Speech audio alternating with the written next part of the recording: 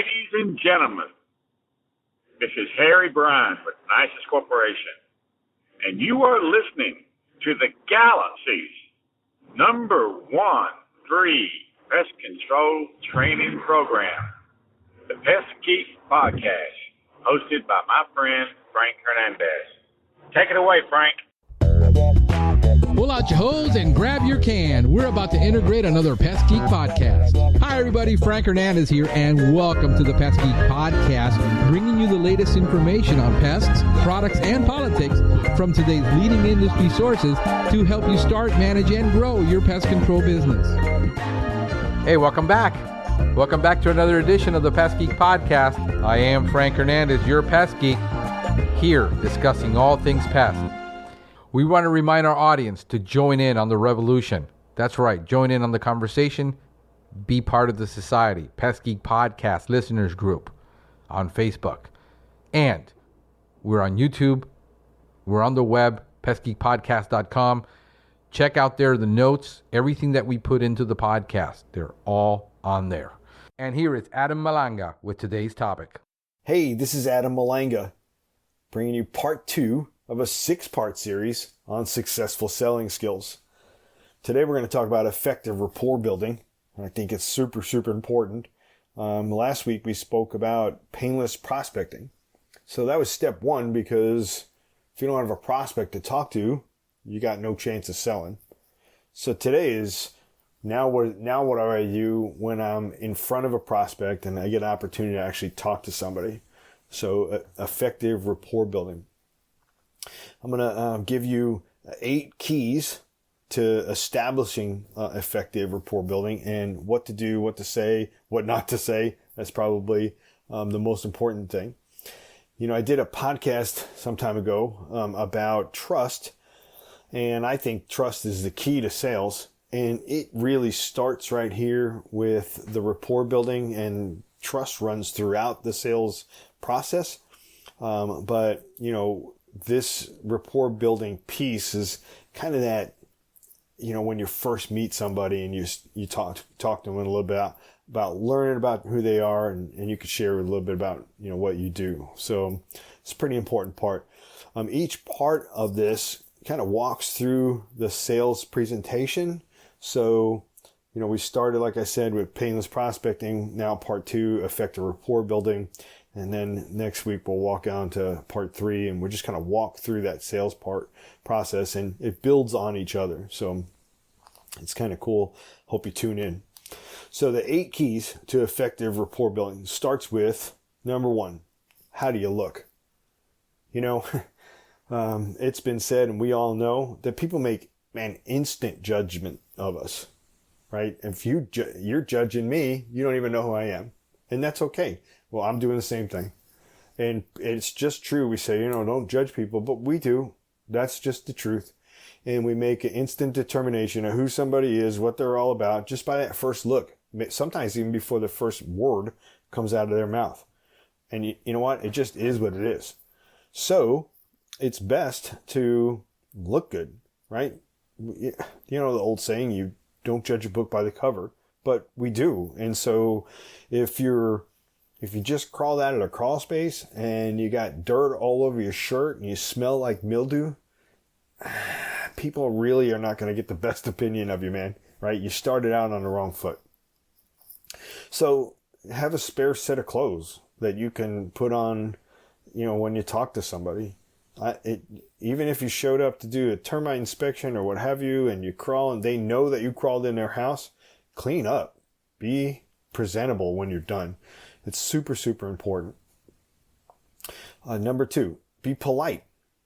That's a big deal, right? We learned everything that we ever needed to learn before we ever went to kindergarten. Being polite is one of those things, right? Let's practice that now. Watch your language. I'm from New York, right? So I probably created some swear words that you guys are using now. And so, I got to be cognizant of that. And I've watched my language when I'm talking to a prospect. I don't want to say anything I shouldn't be saying. Respect their stuff. This is huge. If you did come out of the crawl space and your boots are all muddy, then ask if you can kick them off at the door before you walk in. That's just respectful. There's a lot of people who take a lot of pride in how their house looks and their stuff. And if you're just going through like a bull in a china cabinet, man, that's just not cool. And you're not going to build effective rapport. Okay, so number 3, be genuine. This is so important. You know when somebody's being fake and they're just trying to build rapport with you, but it's like, really, man, you're just so fake. Don't do that, right? Be genuine, be you, be real, and don't be overly assertive. Don't be a clam, right? Just like be you, be comfortable.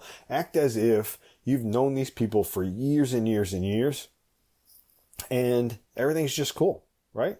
And you would be surprised how that comes through. So be genuine. Number 4 is be interested. Dale Carnegie, the man who wrote How to Win Friends and Influence People, just a famous writer and speaker years and years ago, is quoted as saying, to be interesting, be interested. That's pretty important, right? So learn something. Listen to what they say. Listen. Is so important, especially in this early stage of this sales process, is that you're listening to what they say. Here's why. I'm telling you, I've trained so many salespeople, and I have sat there with them and just completely watched them blow right by everything that they needed to sell the deal because they just didn't listen. They miss what the customers or prospects telling them, and people will absolutely tell you how to sell them, what to sell them. They'll tell you in all of this. All you got to do is just listen, right? So this is why I think that rapport building is, man, this is really where the sale happens. You're building a relationship here, and you're learning more about your prospect. And shut up, stop talking about you, and listen to them. If you're interested in them, they will be interested in you. I promise you. That's number 4. Be interesting. Number 5. Make sincere compliments, right? Again, watch your language. So I tend to say, man, that's awesome, when in reality, it's not awesome, right? It's okay. That's pretty cool. If a guy has a toy truck, a plastic toy truck model that he built, excuse me, and I say, man, that's awesome. It's not really awesome. I could say, wow, that's really cool. I haven't built a model truck in forever, right? So watch your language there. Don't go over the top. Just be sincere in your compliments. If you compliment them on every single thing, that's going to keep on coming up too. In their mind, they think this guy's just full of it. He's not being, number 3, be genuine, right? So make your compliments sincere. Number 6 is be empathetic, right? There are some times when you're going to get in front of a prospect and you're not going to get the conversation going the way you wanted it to go, right? They're going to complain, they're going to whine, I've had people cry to me, and oh, okay. And so you have to be empathetic. You have to be understanding. You have to put yourself in their shoes. If that's the position that you take, one that, and I understand what you're going through, right? If they tell you, they've had a hard time, we'll go back to the termite job. I had a termite job. It was a miserable, terrible experience, right? Don't use this to your advantage, but be empathetic about it, right? Understand that how they must have felt. They came in and they tore everything up and blah, blah, blah, blah. That's terrible. And it's a bad representation of our industry. But it's our opportunity to show empathy here. So just kind of put yourself in their shoes. This is a really huge thing. Be empathetic. Number 7, read the room. if the prospect is talking really fast, then I speed my language up as well, right? I talk fast too. If they're being really slow, then I talk slow too. If they're low, I talk low. If they're really loud, I talk really loud, because it's just a mirroring thing. You know, people tend to buy from people that they like. And the reason they like you or those people is because they are like them, right? They're interested in some of the same stuff. They act the same way. We line up together, right? So the wall of sales resistance comes down as you read the room well. It's a kind of a match the voice, match the tone, just kind of mirror their actions. You know, there is a huge benefit to if you're sitting at the table and the customer's sitting back from the table and you're leaning forward into the table on your arms and leaning into him. That's kind of an aggressive position, right? If he's leaning back, you lean back. When he leans forward, you lean forward. If she's talking really fast, then you probably need to speed your game up a little bit, right? Just read the room and mirror their actions. That's number 7. Number 8, wrapping it up. Make a friend. Just make a friend. Go with that intent to just make a friend. You know, if that's your mindset, like I'm just going to go make a friend, whether they buy from me or they don't. This is huge. They buy from me, they don't. I'm just going to be a friend, right? So if that's your attitude, all of this kind of lines up. It all lines up together, right? I am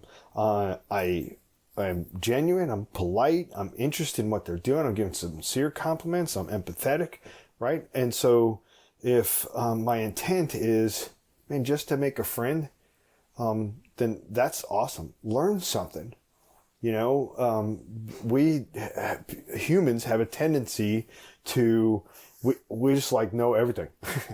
And we don't ever want to learn anything new, right? And I know I've seen it all, done it all, been there, done that. No, you haven't.